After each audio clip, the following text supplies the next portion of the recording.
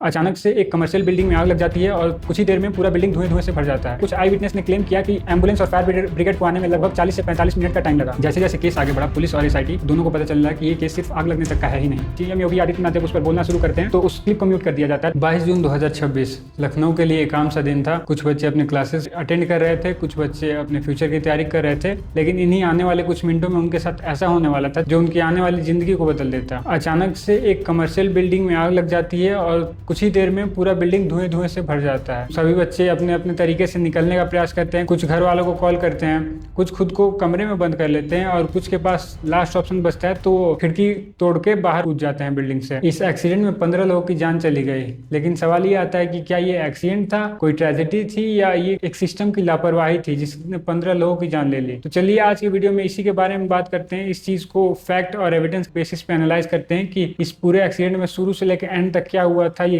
कौन कौन से पैरामीटर थे जिनको कि इग्नोर करने की वजह से ये इतना बड़ा हादसा हो पाया और उसके बाद सिस्टम ने उन पर क्या क्या एक्शन लिए। चलिए इन सब चीजों को इस वीडियो में डिस्कस करते हैं। तो चलिए शुरू करते हैं आज के इस वीडियो को।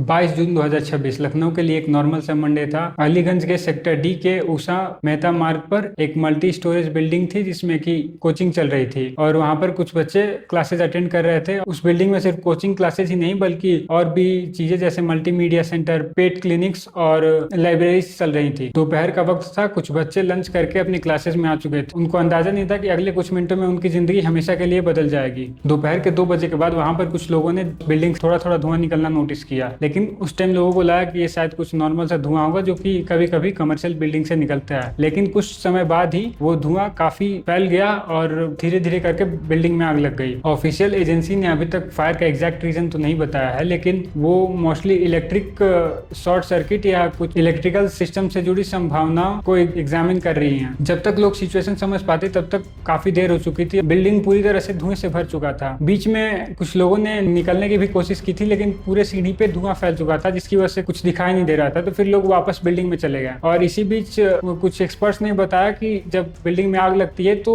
आग से ज्यादा खतरनाक उसका धुआं होता है, जिसकी वजह से बहुत से लोगों की दम घुटने से ही मौत होती है। और रिपोर्ट्स भी यही बताते हैं कि विक्टिम्स मोस्टली स्मोक की वजह से ही बेहोश हुए थे और उनकी मौत हुई थी। जैसे ही ये बात फायर डिपार्टमेंट और पुलिस तक पहुंची, रेस्क्यू टीम को डिस्पैच किया गया। कुछ आई विटनेस ने क्लेम किया कि एम्बुलेंस और फायर ब्रिगेड को आने में लगभग 40 से 45 मिनट का टाइम लगा, जो उनके हिसाब से रेस्क्यू एफर्ट में डिले दिखाता है। रेस्क्यू ऑपरेशन भी इतना आसान नहीं था। बिल्डिंग के अंदर धुआं काफी भर चुका था और मेन एंट्री से तो अंदर जाना नामुमकिन ही था, जिसकी वजह से इमरजेंसी टीम को बिल्डिंग के पिछले वाले हिस्से और बगल वाले हिस्सों से दीवार तोड़कर जाकर रेस्क्यू करना पड़ता है। ये रेस्क्यू काफी घंटों तक चलता है और बाहर खड़े कुछ पेरेंट्स अपने बच्चों को बाहर से ही बुला रहे थे, जबकि अंदर रेस्क्यू टीम सर्वाइवर्स और बॉडी को बाहर निकाल रही थी। ये मंजर पूरे लखनऊ को हिला देने वाला था और कुछ ही समय में ये पूरा इंसिडेंट एक नेशनल हेडलाइन बन जाता है। और उसके बाद जब आग पर कंट्रोल पा लिया गया तब बिल्डिंग की सर्च कंप्लीट हुई और ट्रेजेडी का असली स्केल सामने आया। ऑफिशियल रिपोर्ट के मुताबिक टोटल 15 स्टूडेंट की डेथ हुई थी उसमें, और उसके अलावा काफी बच्चे और काफी लोग इंजर्ड भी हुए थे। इंसिडेंट की गंभीरता को देखते हुए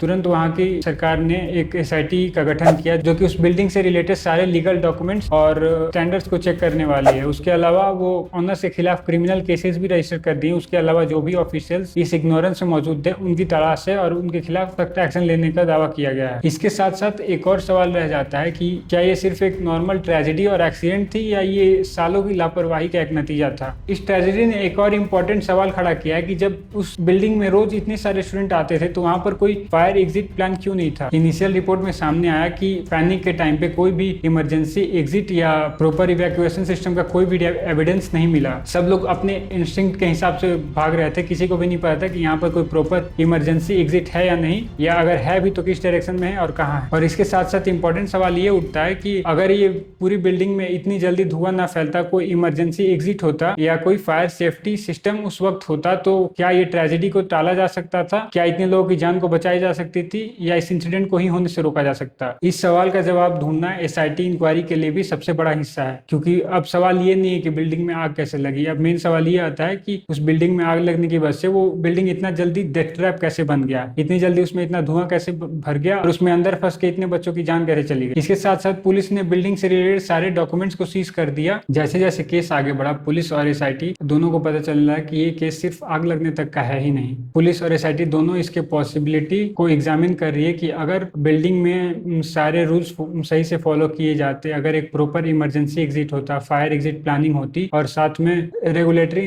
इंस्पेक्शन प्रॉपर टाइमली होती और अथॉरिटीज पहले ही वार्निंग पर स्ट्रिक्ट एक्शन ले लेती, तो शायद ये इतनी बड़ा इंसिडेंट होने से रोका जा सकता था। जो भी इतने लोगों की जान हानि हुई उसको रोकी जा सकती थी। इसीलिए इन्वेस्टिगेशन का रीजन अब आग किस वजह से लगी तक सीमित नहीं है, बल्कि ये किसकी लापरवाही से हुई है यहाँ तक पहुंच चुकी है। इस इंसिडेंट के बाद से पुलिस ने कुछ टोटल 122 कोचिंग सेंटर को उसके बाद से सील लगाया है, जिसमें कि एक फिजिक्स वाला का कोचिंग सेंटर भी इंक्लूडेड है। और इस इंसिडेंट को हम अगर सिर्फ एक फायर ट्रेजेडी कह देंगे तो शायद हम इस ट्रेजेडी का सबसे इंपॉर्टेंट लेसन कभी समझ ही नहीं पाएंगे। इन्वेस्टिगेशन धीरे धीरे एक तरफ इशारा कर रही है कि ये जो भी ट्रेजेडी हुई उसके पीछे सिर्फ इलेक्ट्रिक फॉल्ट या टेक्निकल फेलियर जिम्मेदार नहीं था, बल्कि इसके पीछे कई अलग अलग सिस्टम के फेलियर एक साथ मिलकर इस डिजास्टर को इतना बड़ा बना रही थी। फायर एक्सपर्ट्स का मानना है कि किसी भी एक्सीडेंट में सिर्फ एक ही गलती लोगों की जान नहीं लेती, बल्कि धीरे धीरे छोटी छोटी कई लापरवाहियों की वजह से इतनी बड़ी कैटास्ट्रॉफी होती है। इन्वेस्टिगेटिव एजेंसी ये भी पता कर रही है कि जो बिल्डिंग में सेफ्टी सिस्टम थे वो सही से काम कर रहे थे या नहीं। इंडिया में कई बार रूल्स की कमी नहीं होती, रूल्स प्रॉपर होते हैं लेकिन उनके इम्प्लीमेंटेशन में प्रॉब्लम होते हैं। कई बार सरकारी बाबुओं को कुछ मिठाई खिलाकर रूल्स को पास कर दिया जाता है, तो कई बार लोग इलीगली बिना किसी इंस्पेक्शन के ही चलाते हैं। और इन्हीं सब रीजंस की वजह से कुछ ऐसे बिल्डिंग सालों तक ऑपरेट करते रहती हैं जब तक इनमें की कोई बड़ी ट्रेजेडी या इंसिडेंट ना हो जाए। लखनऊ ट्रेजेडी ने इस इम्प्लीमेंटेशन गैप को नेशनल डिस्कशन का सब्जेक्ट बना दिया। हमारे उत्तर प्रदेश के चीफ मिनिस्टर योगी आदित्यनाथ भी इंसिडेंट पर आए। उन्होंने कुछ पीड़ितों के परिवार से मिले भी और बीच में उनका एक क्लिप भी वायरल हुआ जिसमें कि पीड़ित उनसे इंसिडेंट के बारे में कंप्लेन कर रही है और बता रही है कि हम भी बीजेपी सपोर्टर हैं। और उसके बाद फिर सीएम योगी आदित्यनाथ जब उस पर बोलना शुरू करते हैं तो उस क्लिप को म्यूट कर दिया जाता है, जो कि आप देख सकते हैं। हम लोग प्रो बीजेपी सपोर्टर हैं, बलराम को चाहे हम आपको जितना सपोर्ट करते हैं नहीं बिल्कुल।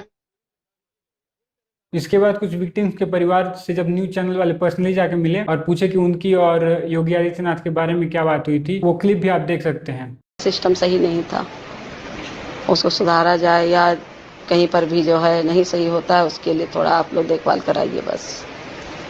हम क्या करें? उन्होंने कहा मुख्यमंत्री जी से, तो मुख्यमंत्री जी का जवाब था कोई?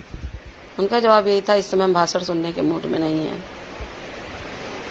अच्छा, उन्होंने ये कहा, यही बोला।